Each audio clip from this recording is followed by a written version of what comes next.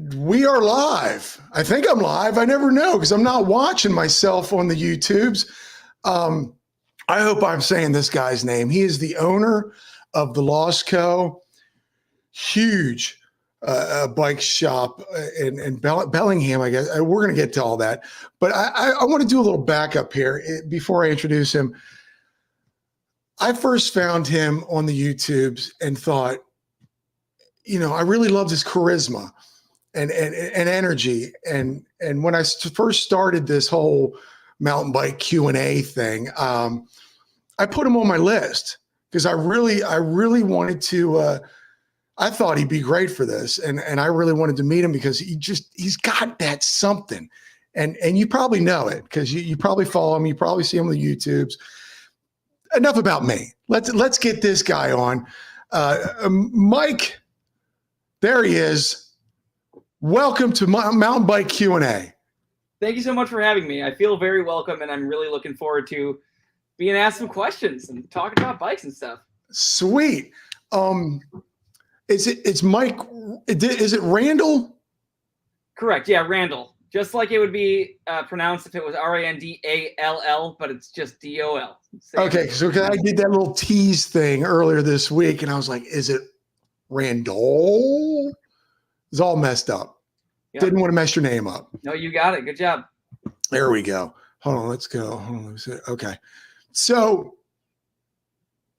as I was saying, I actually found your page when I first started doing this. I first started watching the YouTubes during the pandemic. I was dreaming of the van life. And you popped up. One of your van life things. How did you live in a van? Yeah, I've lived in a van for a while. I went on a good solid stint. I had 2 different vans, and I lived in them for several years. Mainly a Sprinter van, which is what I got really popular for, which was that van tour video that you probably saw. Yeah, a lot of people found us that way and started following the shop and following along with my little adventure here as a biker and business owner. And yeah, I lived in that thing for, at least 3 years or so. A majority of that was parked outside of our first brick and mortar bike shop location. Really? Yeah. So now I'm going to be back up. You were in Bellingham, right? Correct. Bellingham, Washington. Born and raised, or? I'm born and raised in the Chicago area, and then I moved out here in about 2014. What brought you out there? Specifically, mountain bikes. I've been riding bicycles my whole life, but a majority of that riding was little tiny 20-inch BMX bikes. Like I grew up riding skate parks, so doing tail whips and smashing my shins and falling down and stuff like that. But then, but I always worked at bike shops as well, and I always had mountain bike videos and things like that. But you don't have mountains in Chicago, so yeah. I was looking for a change when I was about 24, and I really wanted to get into mountain biking on actual mountains. And so I had a friend that moved to Bellingham, and I kept seeing his images and pictures and stuff on Facebook. Then I kind of learned what it was, and then I decided to move out. So you were 24? Yeah, I was 24 when I moved here. God, I got to be honest. God bless you for the you still kept the young look. You're not old like me. I do get that a lot. A lot of people always think I'm a lot of people think I'm 24 or 25, but I just turned 32 4 or 5 days ago. So you turned what? I just turned 32 the other day. God bless your genes, man. Yeah, I eat a lot of broccoli. I try to keep up on I try to keep the young age look going. So we'll see how that goes. A lot of broccoli. I always say I eat a lot of brown rice and yogurt. Keeps my cherub-like demeanor. What do you got there? Moonshine? No, there's just some filtered water in a nice mason jar. I don't know why I just like these. They make me feel very humble. I don't like to use real cups for some reason. So. Oh, look. Fine, we do have somebody. My wife says, "Hey." Isn't that nice of her? Yeah. This comment stuff will start coming, hopefully, and then I start going off the rails.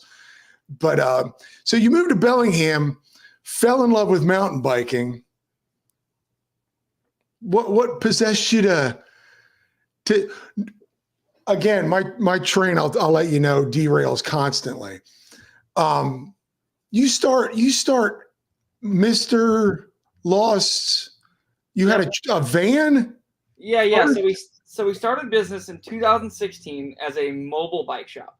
It was called Mr. Lost's Mobile Bike Shop, and so Mr. Lost was like kind of our character that we had. Me and my previous business partner started it together like that, and we would like park it at the trailhead and then fix people's broken bikes on the way, on their way back to their car that they broke on the hill previous to that.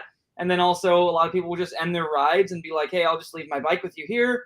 You can, service my suspension and whatever else. And then I'll just come pick it up the next time I ride. So it was really convenient for people. And we gained a bit of a following around town for that.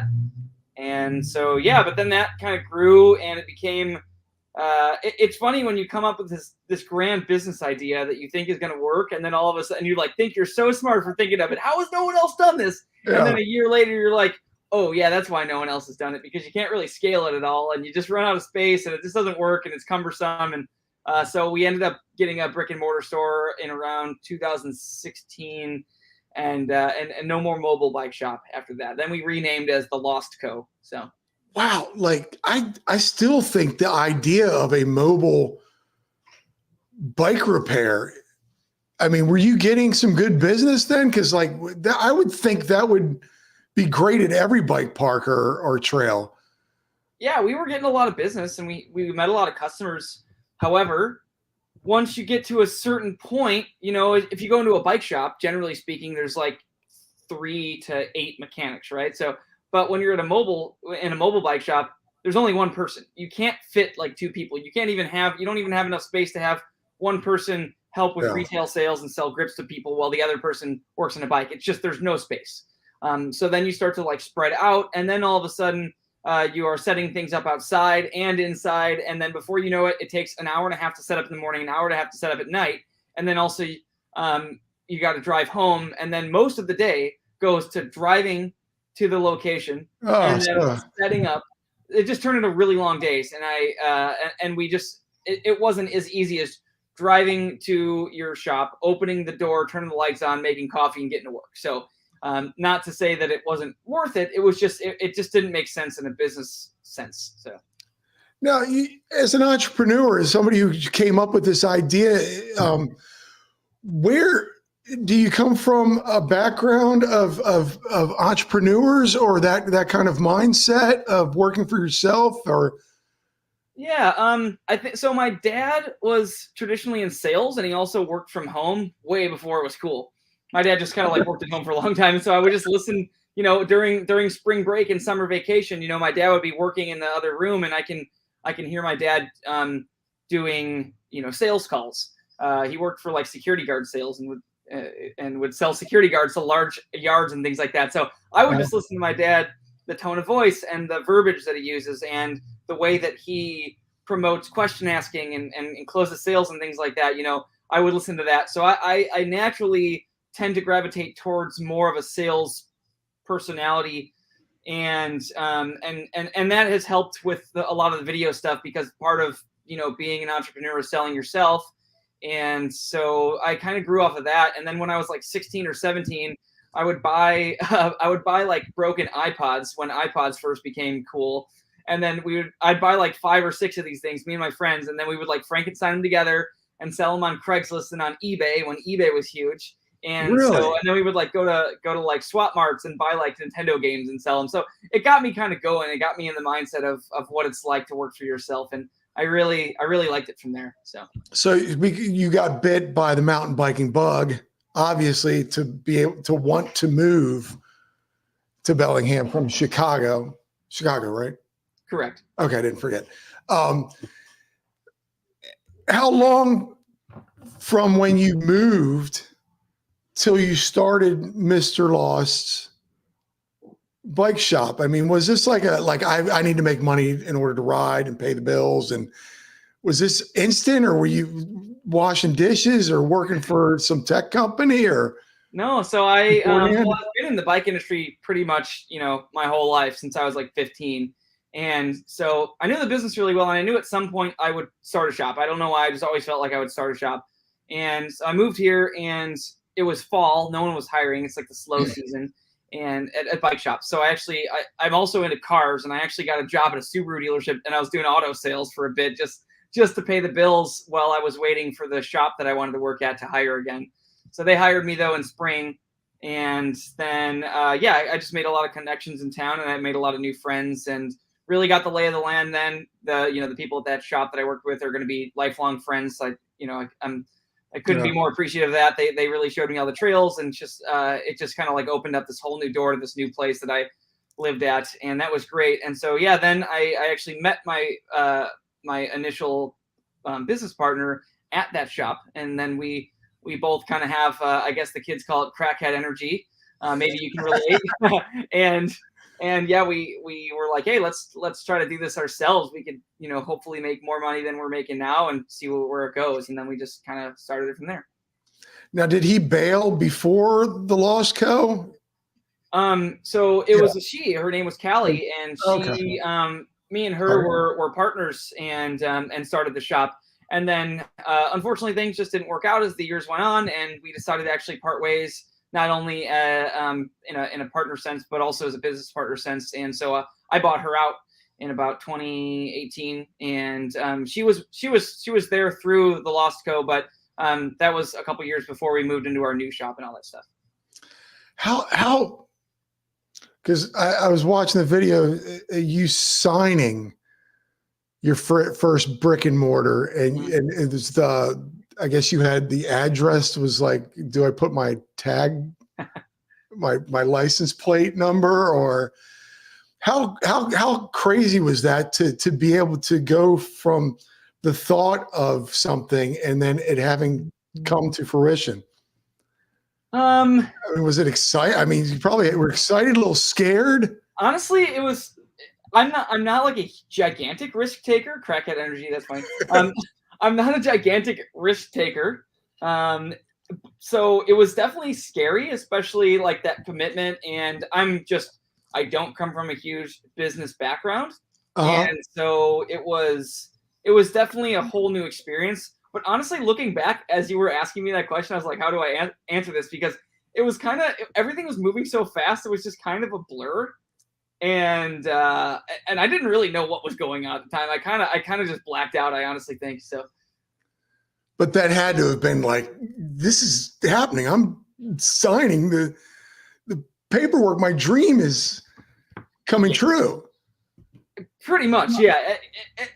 As much as it seems like it, if you were a writer writing a book about this boy who opened a bike shop, you would have this like whole chapter on the emotions that opened up from this individual's personality and inner realm on how they felt about this. But honestly, I was just like, well, we need a shop. Let's just go sign a lease. I guess we have to do this. I'm kind of scared, but let's just do it. And then like the next day, just go to the hardware store and just buy tons of wood and nails and screws and glue and just start doing it. Honestly, like I said, the energy just kind of took over and I just kind of blacked out. So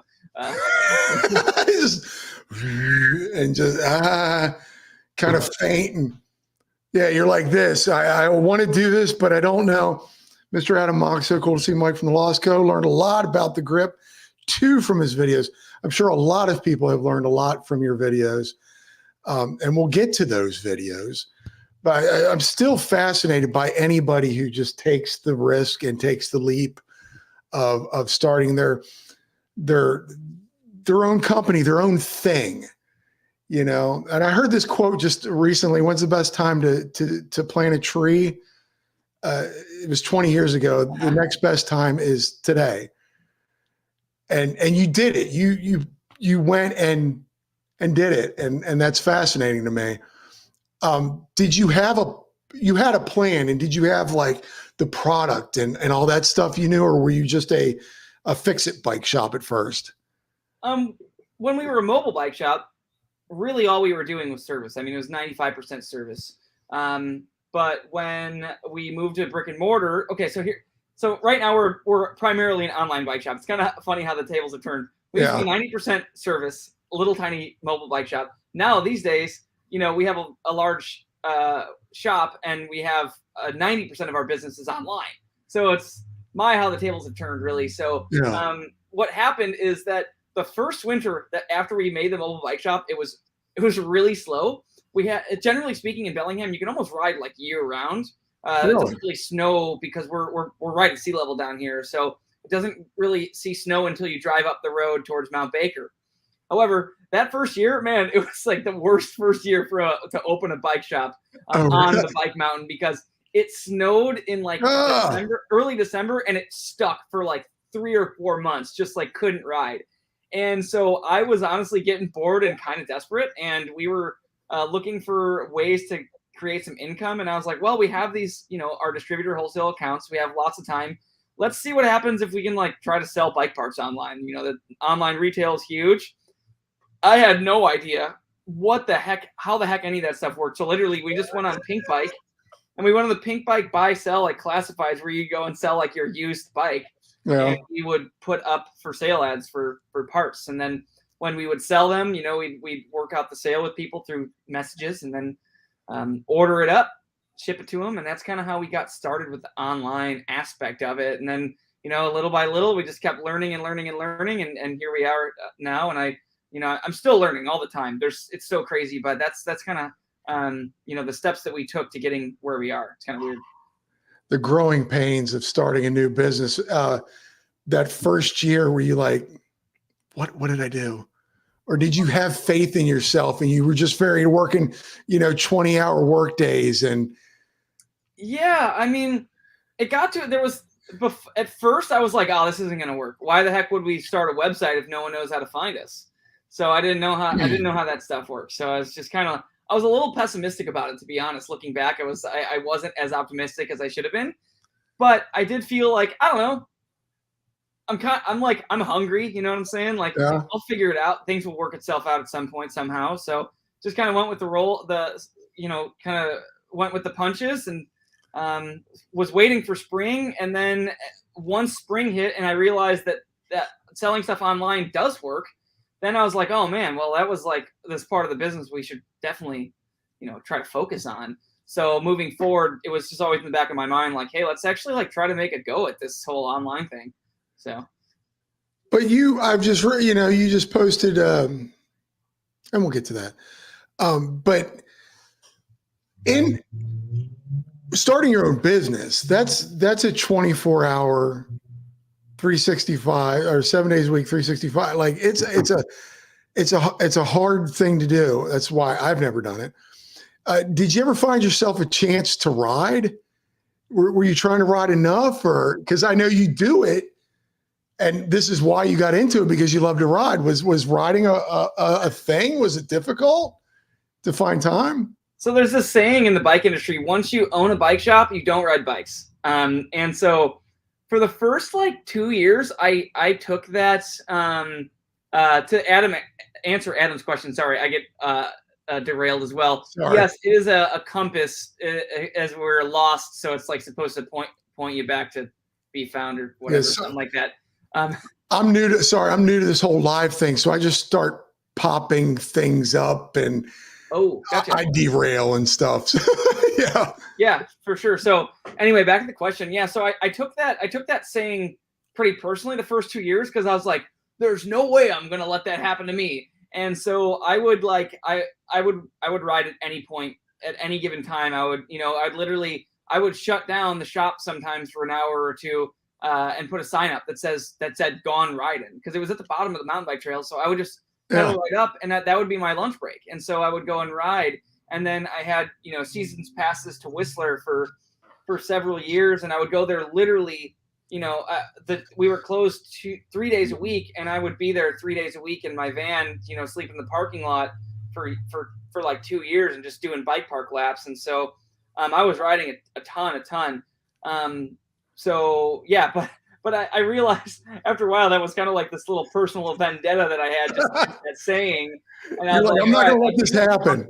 You don't have to push yourself that hard to ride. Like, just ride for fun and do it because you want to. So started slowing that down a little bit, but yeah, I would say I would probably ride more if I didn't own a bike shop, just for the fact that I'm around bikes all the time, and so I'm not gonna stand here and say like, oh yeah, if you just, if you're positive enough, your job or your hobby won't become your job. But it definitely does. I ride bikes, and I'm thinking about Yeah. when I'm riding, I'm thinking about like, oh yeah, how does this damper feel? How would this, how could I explain to people online how this damper would feel? How do I explain to people the pros and cons of this? Like, what if I don't like this? How do I tell people that I don't like it? So it's a little bit different these days, and so that's why. In that last video you probably saw, I kind of explained that, which we can talk about more later. But yeah, I still ride, quite a bit, but it's purely for fun when I have the chance. So Yeah, you don't feel like you have to have a GoPro on every time now. yeah. Where are you? Not like your address. I put some stuff down there if they want to buy stuff from me. But did you purposely locate yourself at a trailhead or near a trailhead, and where is that located? What trails are nearby you? And yeah, do you mean in regards to our current shop right now? Yeah, your current shop right now, because I actually have a friend his brother lives in Bellingham, and I told him that I was going to be speaking with you, and he honestly didn't know where in Bellingham you were. So I mean, yeah. I'm sure I don't know how big Bellingham is. So yeah, no, Bellingham's pretty small, but we get that all the time. We honestly have people order from our online store a lot, and then they choose to have it shipped, and so we'll actually call them, hey, what's up, Billy? Do you want to just come and pick up your order at the shop? And they'll be like, I've been watching your videos for 5 years. I had no idea you're here in town. So wow. Our location is kind of in a little bit of an industrial area. We're not like right on the main strip, and it's kind of purposeful. Since most of our business is online, we are kind of tucked away just so that we don't have tons and tons of foot traffic, so that we can focus on things like videos and things like that.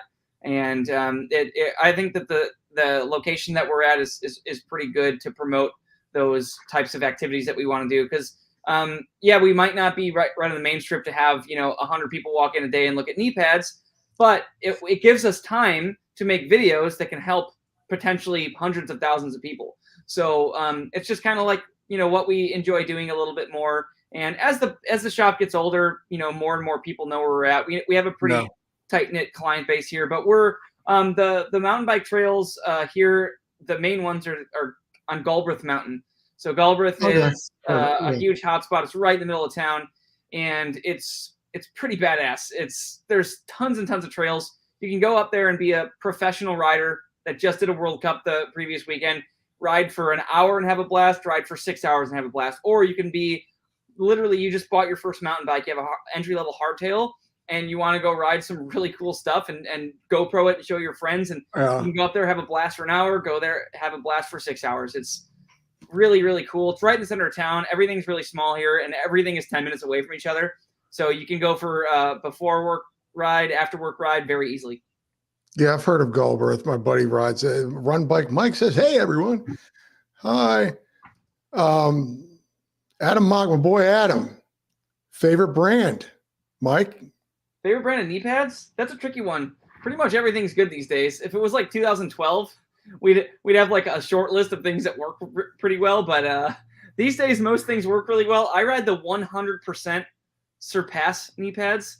It's funny. We always want to make this video that's called things that we love and nobody buys, because there's a few things that we like.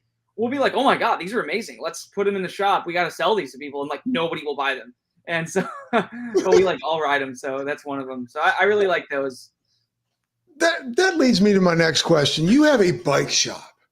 You have a biker's dream. You have, look at this pretty shock. And oh, that's a nice stem.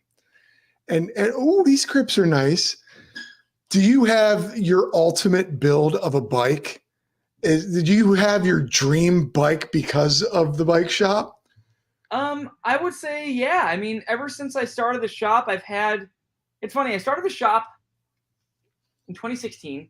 I can't do math. What is that? 7, 8 years? 23 years. Yeah. Neither can I. So yeah, in that time, you would think that I would have, built multiple bikes a year, but really, I think I've only had 3 bikes. I I built an NS Snap, which was pretty cool. That was like the first custom bike I built. It had, Fox factory suspension and stuff. Mhm. And then I built a Kona Process 153, and that was rad. That had like all the new Access wireless stuff on it when it first came Uh-huh. out. And that was a dream build too. And then now I have this Da Vinci Spartan that I just can't seem to get rid of. I just People saw think as a bike shop owner, especially as a YouTube personality, that I'm going to get a new bike all the time. Yeah. And that's just not, that's not true for me. I kind of, if I like it, I'm just going to ride it for a while, honestly. So, but yeah, my Spartan right now is definitely pretty bling bling, I would say. However, it's pretty scratched up just because it was a really rad build right away, but I've been riding the heck out of it for like 3 years, and it is just like, it looks like someone took it off the top of a tree and just threw it through the, the I branch. just watched a review on that bike. It's a very quiet bike. Yeah, it just does everything really well, and it just maybe the new one's better. I don't know. I don't even care because this one, it just makes me happy enough. So, But are you just like after hours just going, just take that and then? Honestly, I think I probably did for the first few years, especially because in the past I've always worked at bike shops, but never one that like stocked suspension or like carbon wheels and stuff like that. It's like a totally different vibe here. The first couple years I was definitely like, a kid in a candy store. And now I still am, but I just don't, I've ridden enough stuff so far, honestly, that I now know that such a big portion of the riding skill and experience is within your own head. And so, sure, you can have the nicest stuff and get new stuff all the time, but it's not going to make you necessarily a better rider or make you a happier rider. Just getting out and enjoy it, and feel your breath when you're out in the woods, and go down a trail that you enjoy and exploring the terrain. That's really what it comes down to. So yeah, just 2 wheels. Yeah. 2 wheels and some dirt. Yeah, don't answer this. Don't ask. This is my wife again. We'll just ignore her. She just derailed me. So when you first started this bike shop, because we know now anybody who watches you, anyone who orders from you, you're gargantuan. But when you first started, was it just you behind the counter and your business partner? Yeah, it was just me and my business partner for the first couple of years. We hired our first employee, I believe, in 2017 when we got our first brick and mortar store. And that was like kind of weird because I've never really managed people per se. Yeah. Maybe a little bit in the past, but it's just different when you don't own the shop. And that was a learning curve for sure. They were just a mechanic. And then we hired like our first long-term mechanic, who's Russ. He's, basically our head mechanic here. And he's in a lot of our videos. And he was hired on in about 2017. He's rad, and he's been here ever since. He's a long-term guy here for sure. Definitely a huge knowledge base. He knows so much. If you think I know a lot about bikes, Russ literally knows 1,000 times more. It's crazy. That's what you want in a mechanic. Exactly. Yeah. So that's awesome. So that's great. And then now we're up to, I think we have about 10 people here in the shop. So, and it could be fake, and you could just tell me that it is, but it seems like you have built a family with the Lost Co.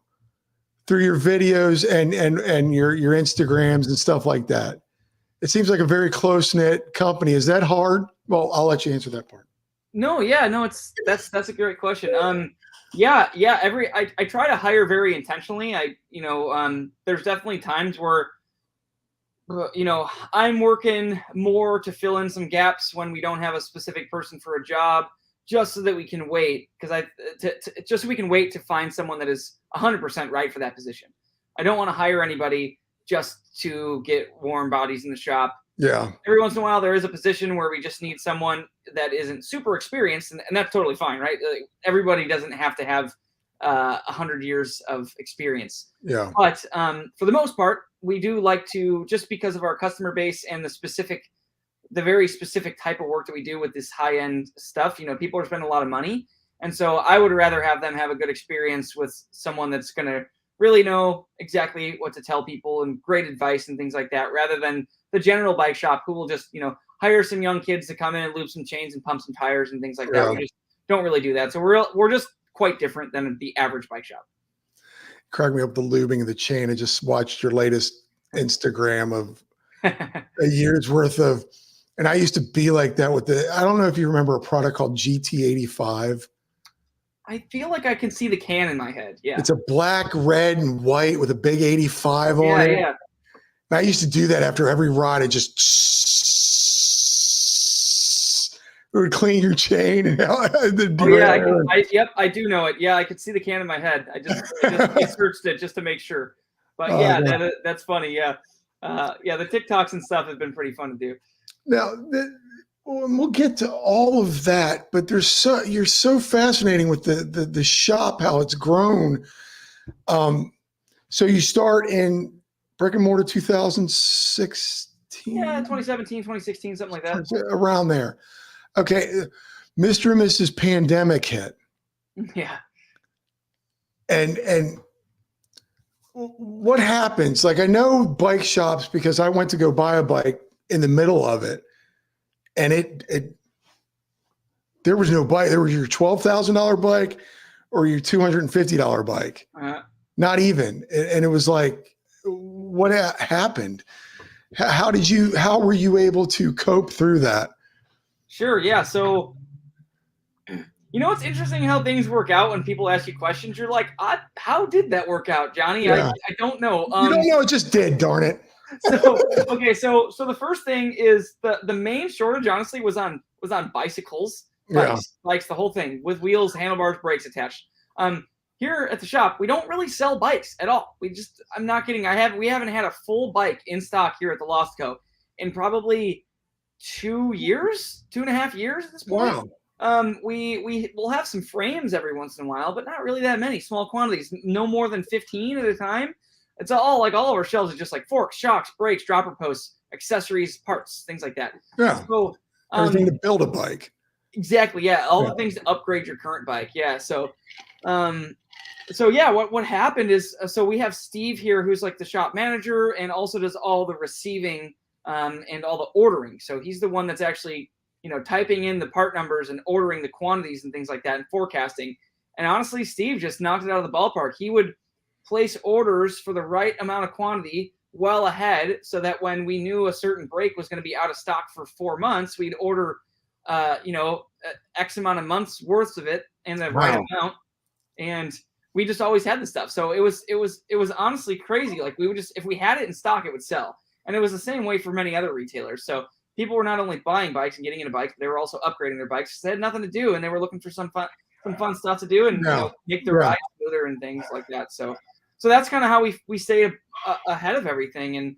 And we had a lot of growth specifically from Mr. and Mrs. Pandemic due to the fact that we would have the parts in stock. That's amazing. And the whole time, pretty much our website, we changed to a live inventory. It wasn't like connected to a distributor or anything. It was like literally just what was on our shelf was in stock and ready to ship. A lot of other, some other retailers will rely on some distributor like API feeds to like connect the inventory and things like that. And it wasn't really working during that time because the inventory levels were so low. So if someone orders something and it ships out and within an hour, then they see that we actually have it, and it just kind of kept rolling from there.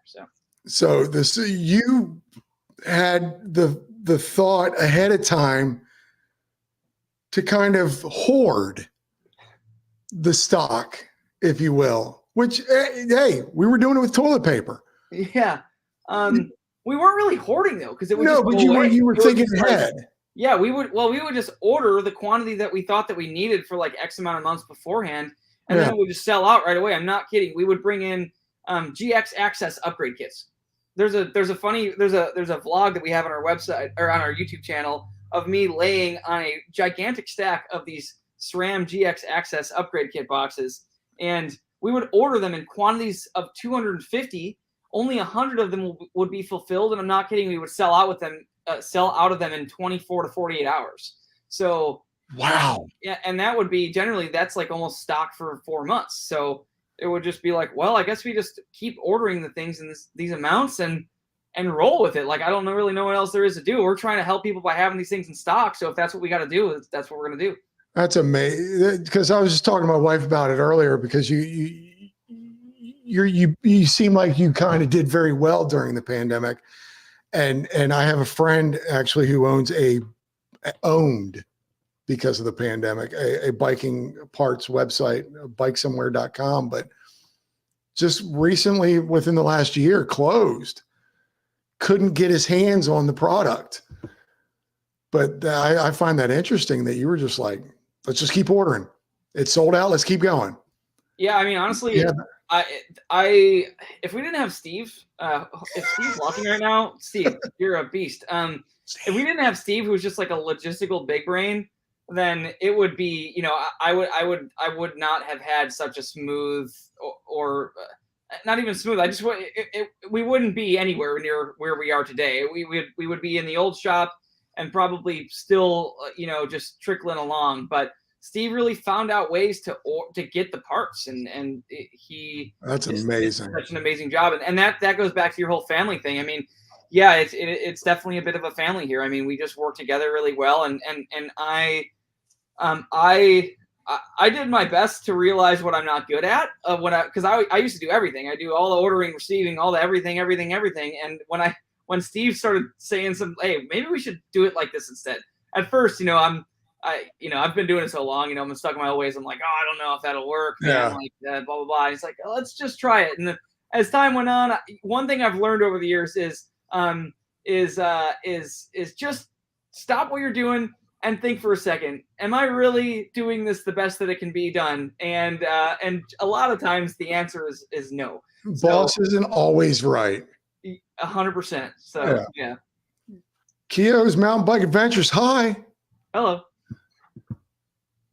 Oh, who's that? Oh, my wife. Evan Steve is the best. Steve killed it. So you start a bike shop, and then you go, there's this online presence called YouTube. Mm-hmm. Did you start that right away with Mr. Lost, or did you think ahead? Because I'm sure this YouTube has helped you out tremendously. Yeah, YouTube has definitely been a driving force in, how our brand awareness, you could say, in a professional sense, and just how people see us and get to know us and things like that. So we had the idea to do YouTube when we first started doing that, like kind of weird online stuff where we were selling on forums. And so my pessimistic question that I told you about was like, why would we even start a website if nobody knows our website? Like there's no point wasting our time. So we were like, well, how do we get people to our website? And then I was like, well, I guess I always watch YouTube videos of other people. So maybe we should start trying to do some YouTube stuff. And so we started that after we got the brick and mortar store. And that's kind of where it really kind of went from there. Honestly, a big part of it was luck. The algorithms on these things are just crazy. And for whatever reason, I guess, pretty much the first video that we made did pretty well. I think right off the bat, it probably got like 20,000 views. And I was like, to me, that was like, what the heck? So I don't know what it was, what it led to the algorithm of doing that. But I was just like, holy crap, that was crazy. Like, this is nuts. People are going to our website. Like, we did it. We won $1 million. No, but we were like, I was really happy with that. And so it just kind of went from there. Talking about all those views, and I'm just getting jealous. It's just YouTube is such a struggle sometimes, at least for me. And the trail pimp, I like the Lost Co. I shop with them all the time. Mike has taken to the next level. Trail pimp. That's rad. Do you feel like shopping with us? Mountain bike raging, driving and listening? Thanks, dude. Appreciate. Hey, don't just listen. Don't watch while you're driving. Keo's Mike is great in front of the camera. Yes. Leading to my next question and how I introduced Mike here is, darn it, you're just really natural in front of the camera. Like, do you have any? Like, I personally have. I've been in front of the camera. I've been a reporter. I've been an interviewer. Blah blah blah blah blah. How was it the first time you popped up behind the boxes and said, "Hey, I'm Mike from the Lost Co." or Mr. Lost? Oh, Did you feel confident in that? I felt confident going into it. It was like a let's see. My confidence started way up here. oh yeah, we got this shit. Like, turn the camera on. Let's record some videos. Like, we're going to kill it. And then, oh man, I messed up my line. Okay, we got it again. I messed up my line. And then 2-3 hours later of messing up lines, your confidence goes down gradually, very quickly. And so over the years, though, it definitely took some time to just like figure out the whole talking on camera thing. Mainly preparation. Like when you're like, oh yeah, I talk on the phone for hours every day and talk about what type of breaks to run. You know, there's no person on the other end when you're looking into a lens. Yeah. It's like a soulless eyeball, right? So yeah. It was difficult for me to understand that I'm not communicating with a person directly. And so even though there's people watching, that's one struggle that I had. But over the years, it's definitely got better. I actually need to make a video of Mike reacts to his old Lost Co videos. Because I look like I was like a deer in the headlights or something. That would be great. Because, yeah, you look at your older stuff. I mean, you've grown so much on camera. And I know as I've done it over the years, it's funny. You start looking at yourself as someone else. Do you ever watch those? Were you the editor of those videos at that time? Yeah, I edited the first, handful or so, maybe the first year's worth of videos. And yeah, it was definitely, it was weird. It was like I was watching somebody else, and I was kind of like directing somebody else, but it was myself. So yeah, I've always done that. Like over the years, 20 some years in front of a camera, I got to the point where I wasn't watching me, because I actually edited myself at a TV station. I didn't hand it off to an editor because what I did was comedy, and it was all about timing. And after a while I would get to giggling, and I was like, I forgot that I was watching me. And I'm like, okay, that's a little ridiculous. I'm laughing at myself. Stop it. Yeah. And you're like, I hope that other people laugh at this too. Oh, here we go with the hair. Do you miss it? It's really funny. This morning I called my the person that I go to get my haircut at.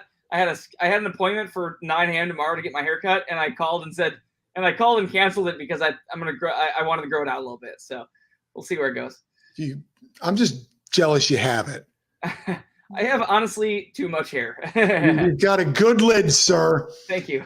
So did you have a plan with these YouTube videos? Were they just going to be how-tos, or, hey, this is what I've got, or to help push your brand, or did you have like a direction?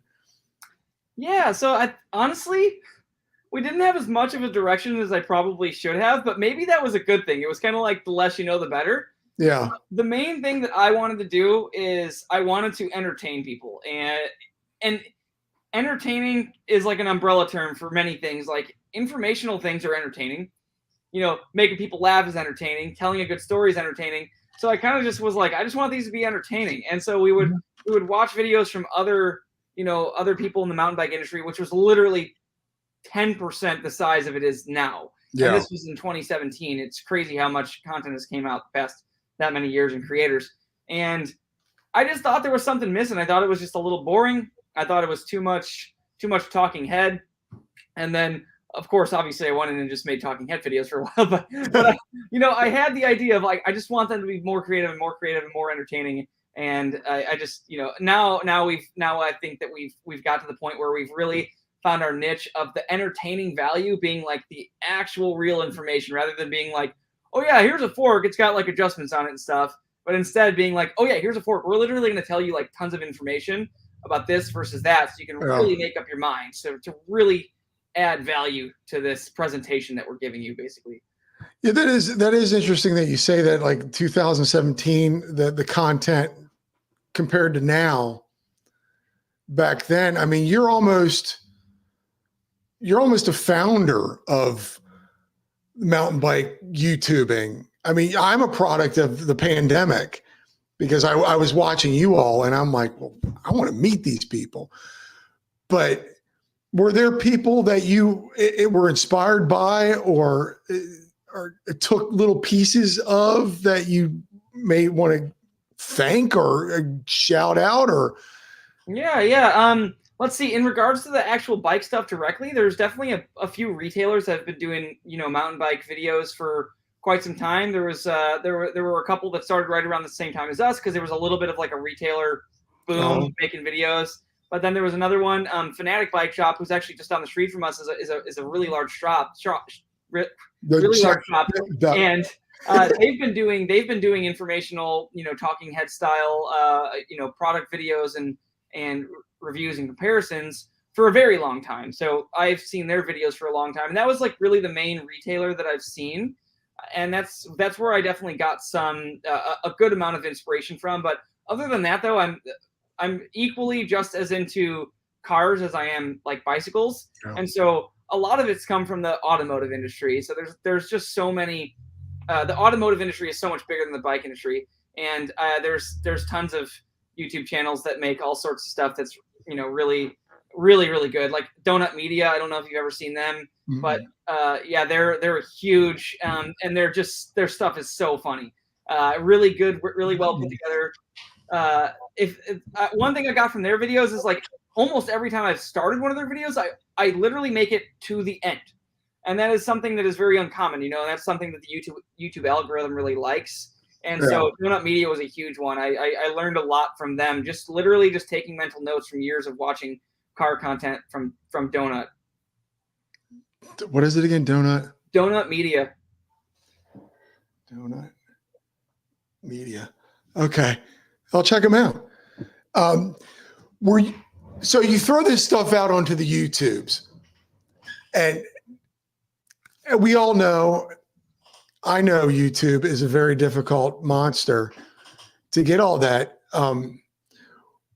What was your reaction to your response? And you're up to 100 and some odd thousand subscribers. I mean, were you like, oh my gosh, I'm doing it? Like here's a guy who was a successful bike shop. Now you have a successful YouTube page. Did you feel the need to keep going? Yeah, and honestly, at that point, I wouldn't consider us a successful bike shop. We were like basically in the paycheck to paycheck kind of thing at that point. But a lot of times it takes a couple of years of struggling to make it. And I was basically like, well, I like riding bikes and I like being in the bike industry, and that's what I love, and that's what I am comfortable with and know. And so I was just like, oh, we'll just make it work somehow. We'll just keep studying and taking mental notes on stuff and figure it out. And yeah, YouTube is definitely insane. It's crazy. When you search, if you search like RockShox's lyric review, there's like 50 pages of videos, and like people rarely look past the first 5 or 6.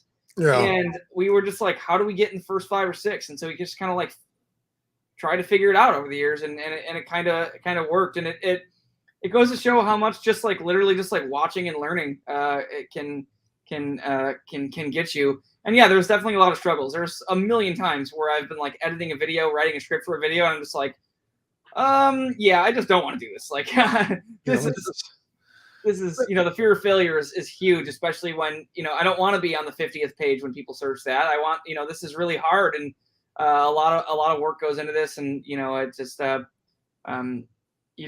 you just want to try to do a good job. Yeah. Do you think this algorithm and all this other stuff, or do you think it's? I honestly think it's you. A lot of it is your product. The content you put out is quality, and the personality that you have. And I'm not, just blowing sunshine up because I'm sitting here with you, but like you put out a really good product. And yeah. So I'm blowing sunshine up. Yeah. No, I appreciate it. It's like, yeah, I get that all the time. Like, I've heard the word charisma and things like that, which I really appreciate. I try to be as humble as possible, but also at the same time, I love hearing that. Like, I like when people say that, because like I just kind of like try my best to walk around with a shit-eating grin as much as I possibly can. Yeah. And I'm a lot of times I'm editing the videos, or at least when someone else is editing the video here, I'm watching myself. I watch the videos too. It's not like I'm on the camera and then don't watch the video. Like I'm watching myself, and I take mental notes as I go too. And I'm like, oh yeah, hey, you kind of started off on a high, and you kind of drifted, a little into a mundane or monotone tone. Like maybe take a mental note to keep that up. And so over the years, I've just kind of learned that, not only is there a product like a fork or a shock that we're talking about, but I'm also part of the product as well. There's a million places you can buy your things, and why is someone going to buy from us? Because they want to deal with us as the human beings between them and the bike part. So I definitely have taken note and studied over the whole charisma and personality thing over the years. And, Yeah. and like I said from before, I've watched my old videos sometimes and I laugh because it's just, that's what I'm really stoked on a personal level, is just how far I've come in the presenting realm over the years. Yeah, I was going to say you're everyone's their own worst critic, especially when you're putting yourself out there on the YouTube's universe. Have you ever been to a point or gotten to a point or had you made a video? Sorry, there was something flying there. Yeah. And you scrapped it. You're like, this isn't, or you just persisted and kept going and going and going until you felt it right. So in the first early days, I joked that a 5-minute video would take 5 entire days of being awake to make.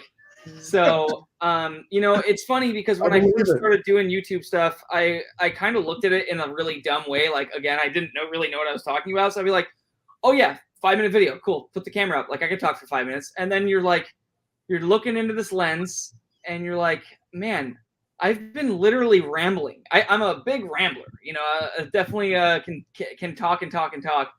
Got that from my mom. Sorry? I said, thank God for me. Yeah.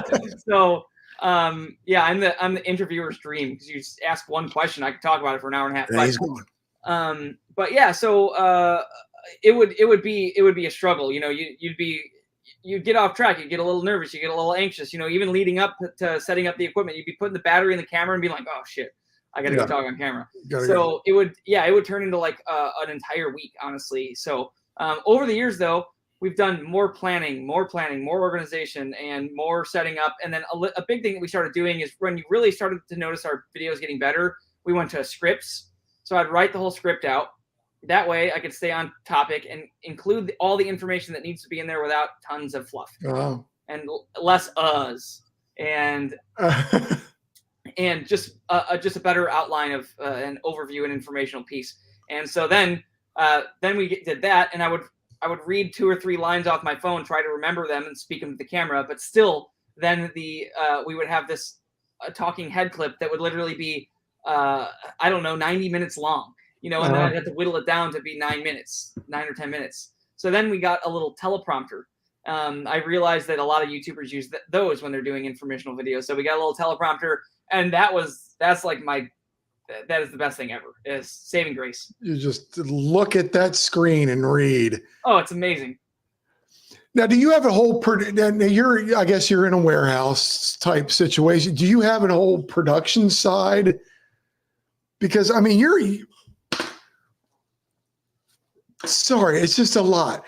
You run a bike shop, you have an online thing, and you keep up a whole production side of it. Is there a side of that shop that is just cameras, lights, background? Yeah, pretty much. So over the years, it's been kind of difficult to get a spot like that. So in our first shop, we had this little, it was like a 1.5 car garage that was kind of dumpy, totally dumpy. It was like leaking and everything. That was any of our videos that have like that cedar background with our logo on the back, the big light up sign. That was in this like little dumpy 1.5 car garage, and we just tried to make it. We put lipstick on that pig for the camera, and that was our studio for a while. But it was like, it wasn't very nice. There was like literally like a beam right in the middle of it, so we couldn't put the camera anywhere. It was really annoying. So then we moved into this shop, and then we shoved it in a corner. And we were like, we're going to have to move that at some point because we need more shelves for inventory. So it was temporary for like 1.5 years. And our background was really lame. It was just like a tan wall.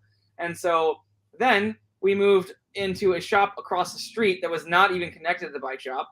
That we had like a vinyl backdrop that was like ferns and had like lights and stuff to make it colored. So that was pretty cool. But then now our neighbors moved out at our shop. So we just put a hole in the wall, put a door in, and now we have a full-on video studio, and we're building that out right now. So. Nice.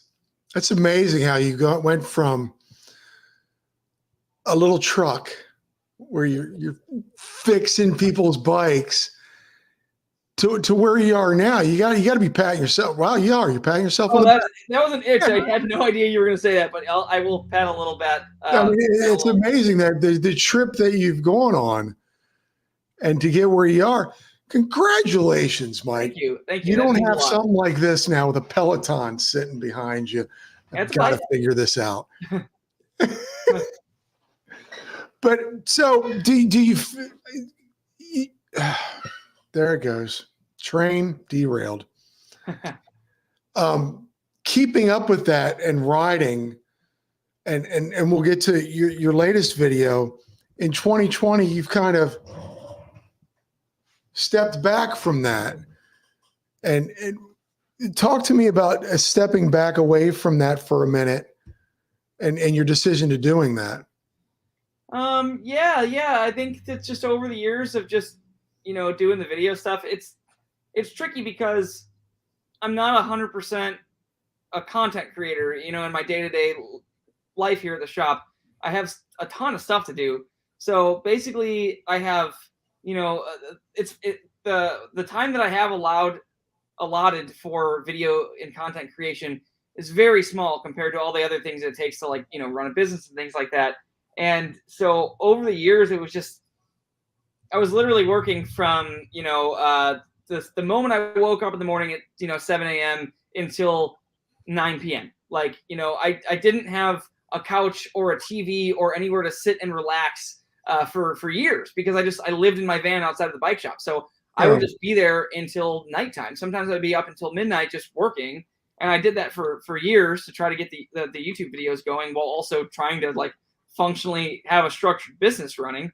And so what basically happened is there was a little bit of burnout there after all those years. Yeah. And, it's funny at first, you're kind of embarrassed to admit that you're burnt out and that you're you can't do it all the time. Like the, real man, real American dream, So it's so that's why I put that video out recently. I was like, I'm just going to tell everybody just kind of what's been going on and stuff. So yeah, I experienced some burnout and I don't know if you ever felt that as a person in front of the camera or as a creator, but yeah, it definitely is nice to take a step back and just kind of reset yourself. So yeah, I feel you in that is because what I did on TV was comedy, and there's sometimes you're not feeling funny. Yeah. Yeah. And you with a business, you've got to run a business and then live your life and then be on camera. It's like one of those is going to take the back seat. And I guess it sounded like your life kind of took the back seat.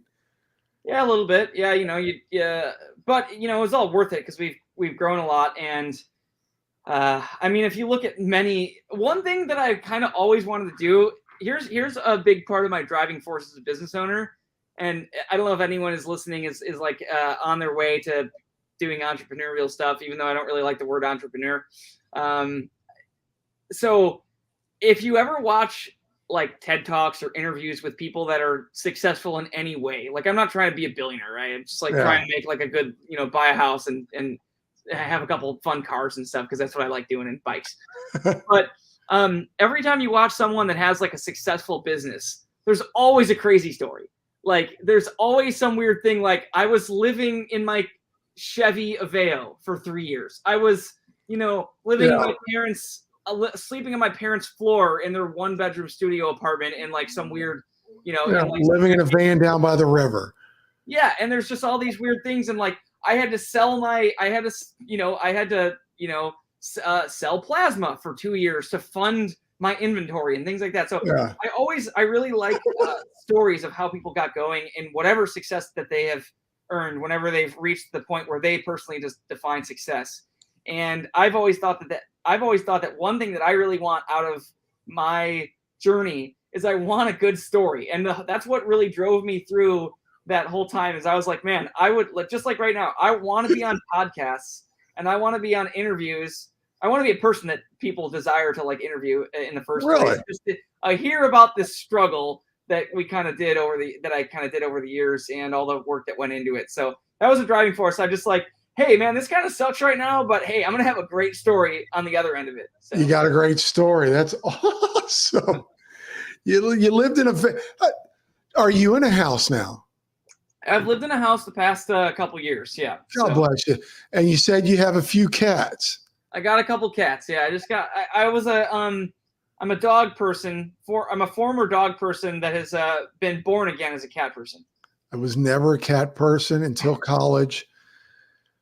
Drunkenly found a kitten under my car, brought it in, had her for 15 years.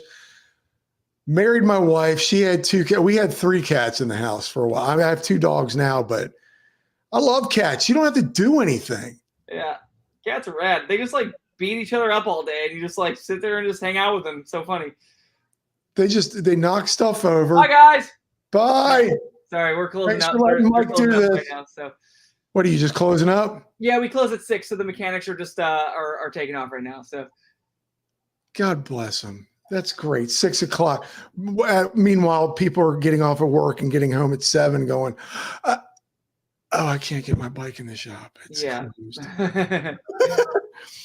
Now, this is great. You fix bikes. You're not just online. You think Lost Co., you order from you. You still fix it. Do you have a heavy stream of that? Of like bikes to work on? Yeah. Yeah, we totally do. In the summer we'll be like, sorry? I mean, I know you said 90% of your business is online, but you still have a good influx of, could you change my tire or that kind of stuff? Yeah, 100%. Yeah, we do tons of service here. Yeah, I mean, the 90% online is just because online is just, you have access to literally millions of mountain bikers. So it's just such a weird scale of who you have access to instead of, a couple thousand that we have here in town. So, but yeah, in the summer, we'll be like 2 weeks out at points just from service. And we'll have about 3 full-time mechanics, generally speaking, year round. So nice. I find that fascinating that you still fix bikes. There's a guy in where I live here in Miami, this little village called Coconut Grove. He has a few bikes over here and some like chain lube over here. But I'd say 99% of his business is fixing bikes. Like if your bike is messed up, you don't know what you're doing, like me, you take it to Danny. Mm-hmm. Like I think it's great that there's people like you around, and I think people should support that whole bike shop fix it mentality. Like take it and support. Yeah, absolutely. And sometimes you have no choice because a lot of the stuff that we do here is pretty like specialty stuff. Like, we have a nitrogen tank and a specific, pressure regulator for it. And like, if I don't know how to use it, but the suspension mechanics really know how to use that stuff. We have like a $3,000 machine that will bleed your shock for you and things like that. And all sorts of stuff like that is just very specific. You have no choice other than, have a shop like us do it. But we pretty much primarily cater just towards the, the full suspension or, the performance mountain bike here. So yeah, I just find it funny. Like just last weekend, I was changing out for the first time. I have a new bike, not a new bike, a COVID bike that I bought. Mm-hmm. And it's the first time I've ever had hydraulic brakes. Yeah. I wanted to change out my pads. And after an hour, and I live here in Miami, of just dripping sweat and YouTube videos, I came to my wife and I said, well, I learned one thing. Take it to the bike shop next time. Yeah. Sometimes that is the best choice. Because I didn't realize you got to you got to open up the lever and let it bleed and push in the calipers and Yep. Bike shop. It's great that you still do that and haven't gotten rid of that. What is Lost Co? What is your main, do you have a main product or do you just sell it all? And how do you go about getting something like that? Like, do you pick and choose or do you feel what's going out in your area that's people need? Like, I don't even know owning a bike shop. Like, how do you go about getting your stuff or knowing what you need and want? Yeah, totally. It's interesting to me. So the way that we do things is if you go to our website compared to a very large, retailer, someone like Jensen or something. And this is in no way or shape or form a knock to any other retailer. We just have a much smaller catalog than a lot of other, large online retailers. Basically, is when you go to our website and you look up, brakes, we'll have maybe 7 to 10 types of brakes that we sell. Whereas you go to some others and there's 12 pages of brakes. What we do is we see what people like. We see what works well, and we see what we like is really the main thing. If what people like doesn't really work that well, we probably won't carry it, and then we'll recommend something else that we think is going to give them a better experience, basically, and work better for specifically the type of riding that they're doing. So it's just a little bit more catered toward a very specific type of riding, and that's going to be those that are a little bit more on the aggressive side of riding. Aggressive trail through downhill is what we do, and so we, instead of just carrying tons and tons and tons of stuff, we cater it specifically towards more what we think that the person's going to have a good time on the trail and servicing off the bike with. So, and then in regards to how you get it, so you basically have distributor accounts, wholesale accounts. There's about 3 large players in the United States that are distributors. Oh, really?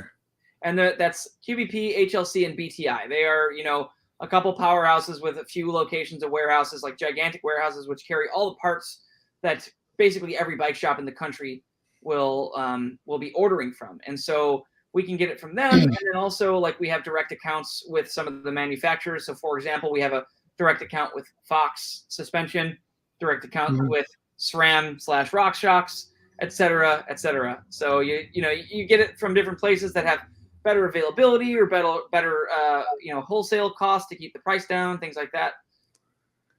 It seems like it's just so much work. But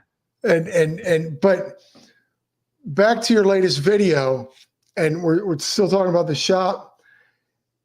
You do a lot of work, but it seems like with the bike shop, you enjoy coming out of the office and out from behind the counter and being a part of your business in the sales realm and helping people and talking to people.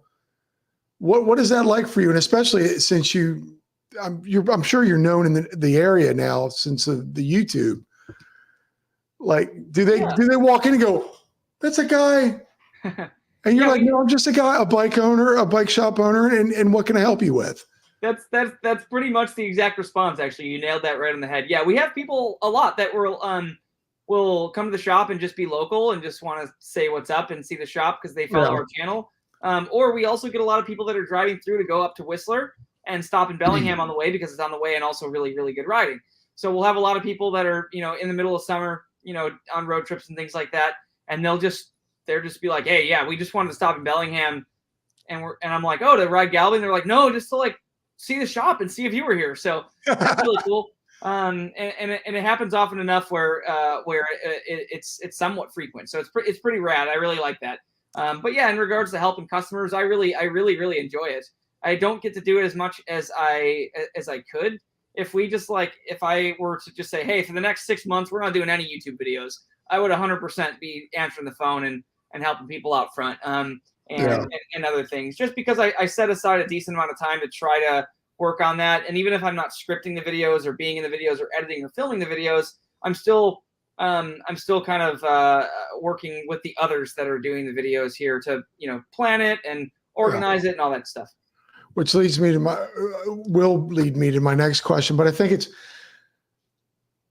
great. Like all the stuff that you do, which annoys me because I'm as lazy as the day is long, that you do find that time to be part of your own company and get out from behind the counter and mix it up with the customers.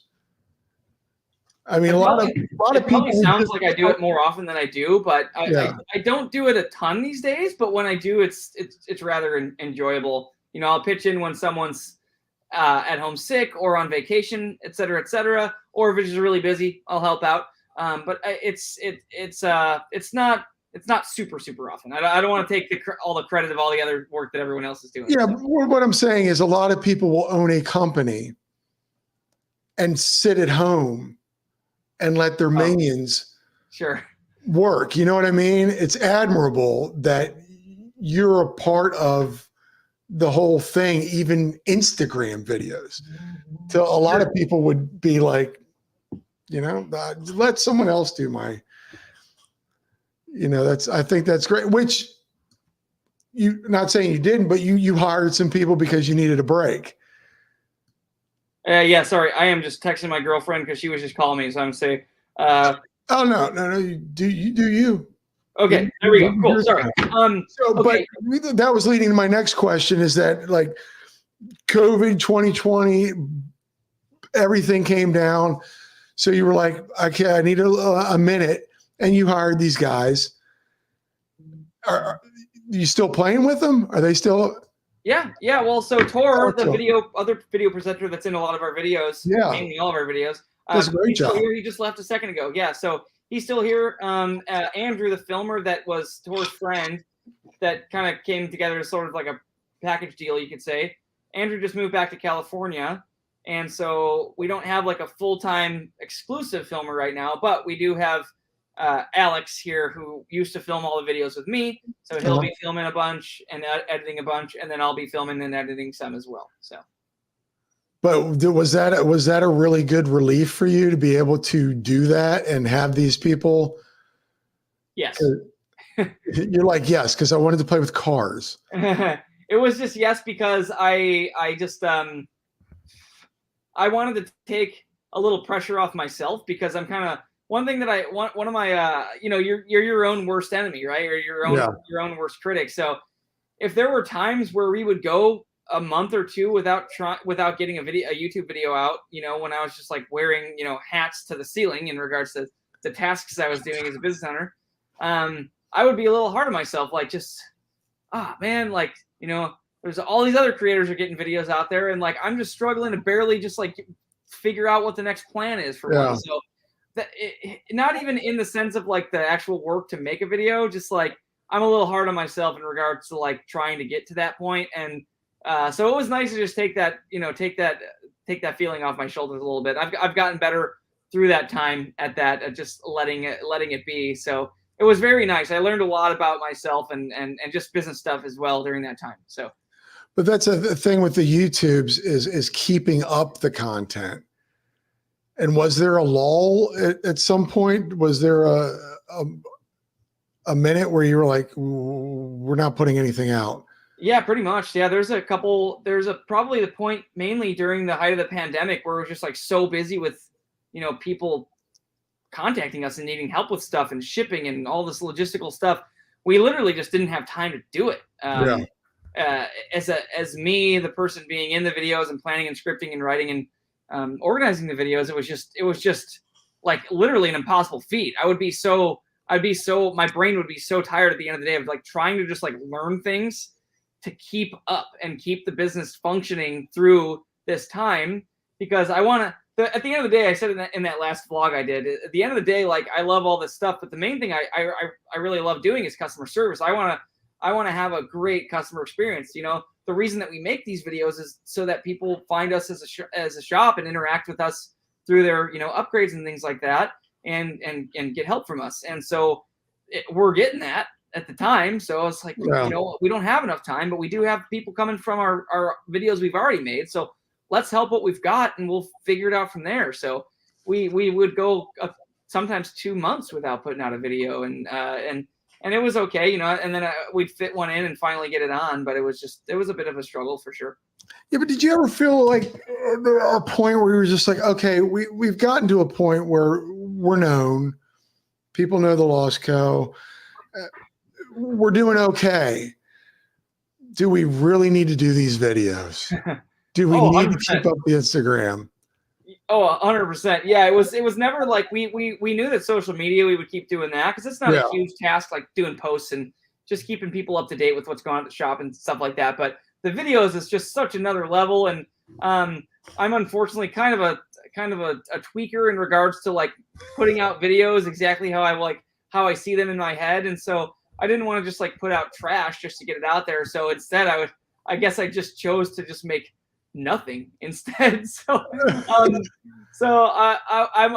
generally more quality over quantity, but you know, the quantity has to come at some point. So I learned that over time as well. But yeah, there was times where we're like, man, you know, everything's kind of going good. We figured out other forms of marketing too, and I'm like, man, it's really hard to make these YouTube videos. Maybe we should just like not really care and just get them up when we can. And we kind of went that way. And honestly, yeah, it'd be nice if we made a video every day, right? That would be cool. But at the end of the day, you know, I'm just kind of okay with it. You know, we're gonna do what we're gonna do, and there's no reason to put extra stress on my shoulders, right? Like I tend to do to there's that need, or I don't even know if it's a need for you, but you know, you have these subscribers. They're looking, they're waiting. My sister never realized the YouTube's required so much production. Just watch. Seems like some dude with a GoPro and a tripod. Yeah, you're right. It is a dude with a GoPro and a tripod, but there's a lot of thought and process in between and before and after. You got to watch this guy. Stuff is goofy. And that's what I find is awesome about your stuff, is that there is a lightheartedness to a lot of your stuff. It's fun. It's not just like one of these where, okay, here's how you lube something. Here's how you bleed this, that, and the other thing. There's some comedy to that. Are you writing all that yourself, or? Yeah, a majority of it. Yeah, I think any video that I'm in, I'm doing everything. I'm doing all the writing, and so. Okay, so you're a big goofball, and you just won't admit it. Oh yeah, I think I'm probably a self-proclaimed character for sure. Like, I mean, if I carried around a mirror all day and like watched myself speak and interact with people, I would probably think I was a freaking nutcase. But you know, you're only interacting with me for a couple minutes on a YouTube video, right? So if I can pack in that like weird whatever I can think of and just kind of be a weirdo, it's fun. So there's this kind of general rule of thumb. It goes back to, this is like a general rule of thumb of writing blog posts from, you know, information that people came up with back in 2006 and stuff when writing recipes. And what you would do is, if you're creating content that's already has content out there, like if you're writing how to make pumpkin pie, okay, cool. It's 2021. There's literally 74,000 articles on how to make pumpkin pie. You look at the top ones and you ask yourself, how can I make this better? And how can I make it better for SEO, searchability? How can I make it better for retention, for having someone read it? How can I make it better for entertaining and entertainment value, so people come back because they had a fun time interacting with it? And so that's what we do with videos. We go, hey, we're gonna make this RockShox rear shock whatever review. We go on, we search what people we search that, we look up keywords to see what people are going to be searching, using some tools with Google and things like that. And then we look at like the top 10 videos that people are going to see, you know, front page search results. We watch them and we just think, how can we do it better? So you'll watch one that's like, this is the RockShox shock. It is great value. And it's got 10,000 views. Okay, cool. Yeah, make it, you know, better than that one. Make it faster paced. But they had good information. They had good points, but they missed a couple things. We'll write down those notes. Then we'll find another one that's like someone just all over the place and rambling. It's like me with no script. And you're like, okay, cool. They had good energy, but we got bored because within a minute, because he wasn't even talking about the shock. Like he saw a squirrel. Oh yeah, etc. That's me. That's me. That's my problem. Hey, I feel you, man. It's me too. That's why scripts are my thing now. I got to be honest with you. You're right about that. I cannot stand. I will click off. If you started your little RockShox or your Fox Fork or your whatever, those ones where it's like 5 minutes where the guy's just talking about what he's about to do. Mm-hmm. Get to it. Yeah, totally. Oh, no one's finishing that video. 100%. Yeah, my favorite sometimes, it's like if I'm working on a car and it's like how to bleed some specific transmission line or something. There'll be like a whole bunch of them. They're like somehow 40 minutes long. It's like a 1 minute procedure. And then you'll find one recorded with a guy vertically, like before it was cool, hey guys, I'm bleeding this line. Okay, first put the wrench here and open it up. And all the comments were like, dude, thank you for making this quick. That's all I right, want. right to the point. Like no Get one to wants the to point. watch a 10-minute video Oh. while they're under their car covered in grease. Like, you know. So I learned from the automotive side of thing, like try to cut to the chase at some point. So yeah. So are you, now that you've taken a step back, which it looks like you're taking a step back forward lately, I've seen in the Instagrams and the videos and whatnot. Are you enjoying life a little bit more now? Are you grateful for the process where you're at now? Sure. I mean, I've always enjoyed it. I've always been very grateful for everything. I just needed a little bit of a break for a moment. It wasn't like I hated the world or anything like that. I just needed like a time to like kind of just do a little bit of self-care, right? I mean, you kind of neglect that for years, and you at one point, you know, there's that whole like grind mentality that's all over Instagram. I don't know if you've ever seen it, but it's like, you know, grinding never ends. Work 25 hours a day and stuff like that to build your future. And like, I was not really, I wasn't like following those pages to keep me going, but for a while I was just like, yeah, I don't know, I'm just going to work all day again. It's like totally normal to me. And I didn't realize what I was missing out on until kind of at some point I was like, you know what, I'm kind of feeling some stress on my shoulders and that I've kind of self-imposed, and, you know, kind of feel a little bit more anxious about things. And, you know, my outlook is not as optimistic on some things most days and things like that. So I just wanted a time to try to just reset and refresh my vision on everything. So yeah, I mean, you started something, and that train just started going, and it takes off slow, and then it starts going and going and going, and you're like, wait a minute, I'd like to get off and look around a little bit.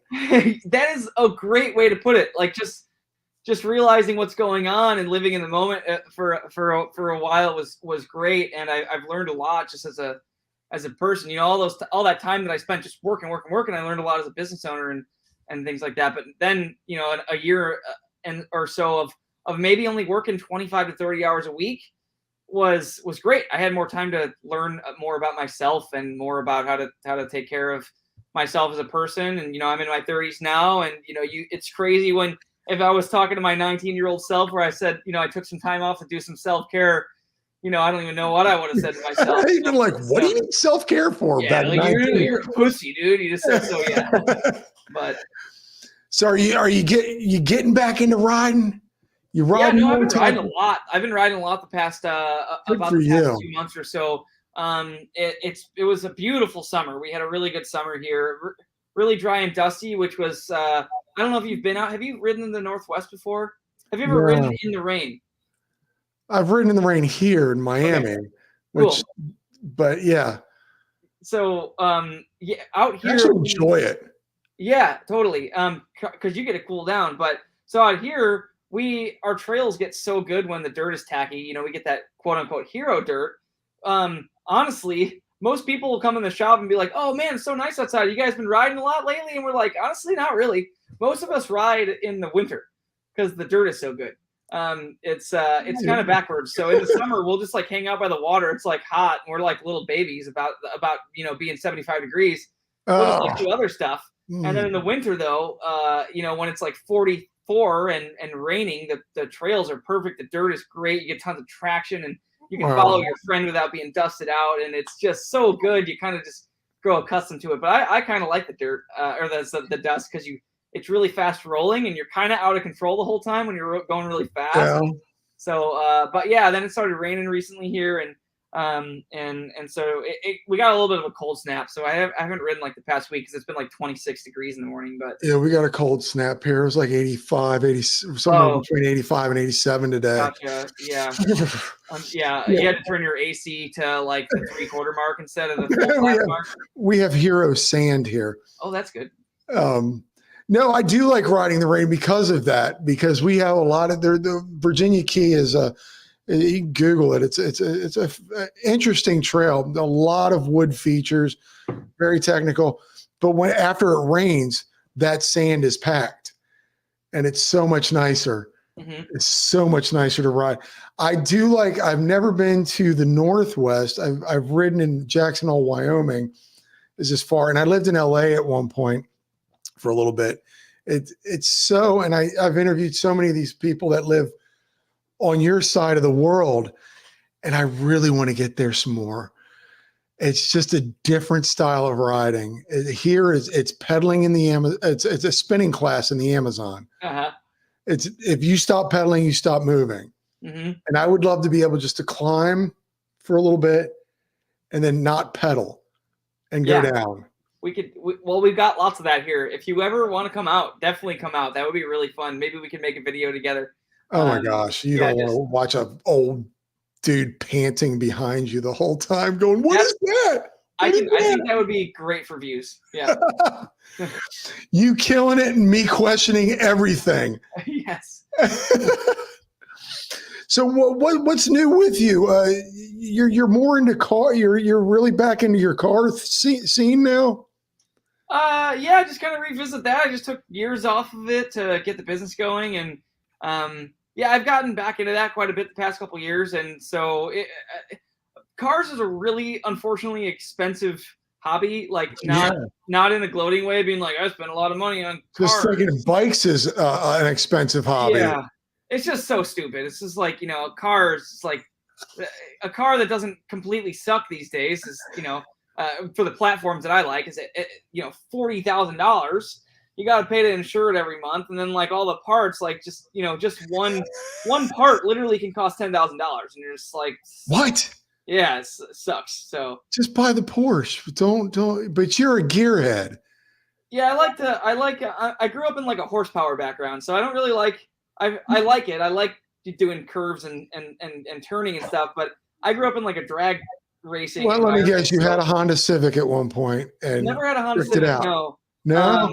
No, that was Honda Civics are really cool now because there's like there's a specific engine that people have found out from Honda that like holds high horsepower really well. It's called the K series, and now Hondas are like really fast, but they used to be like always kind of like the laughing stock of the car scene.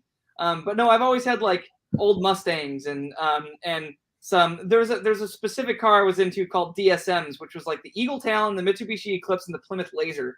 And it was an all-wheel drive, turbocharged 4-cylinder, super high tech for the time. They came out in 1990. And my friend Dave, still my best friend to this day, he had one of those cars, and I learned how to drive stick in it. And so it was just like a really weird car at the time, and I got really into those. I've had like 3 of those things and all sorts of stuff. But yeah. I know this is mountain bike Q&A, but I'm fascinated because I was watching some of these videos a while back. I don't even know what I was watching. They're like secret. What do they call them? It's a car. You look at it and go, yeah, I'm in a Lamborghini. You're not going to take me. And then, what's that? Sleeper. A sleeper. Is that what it's called? A sleeper? Mm-hmm.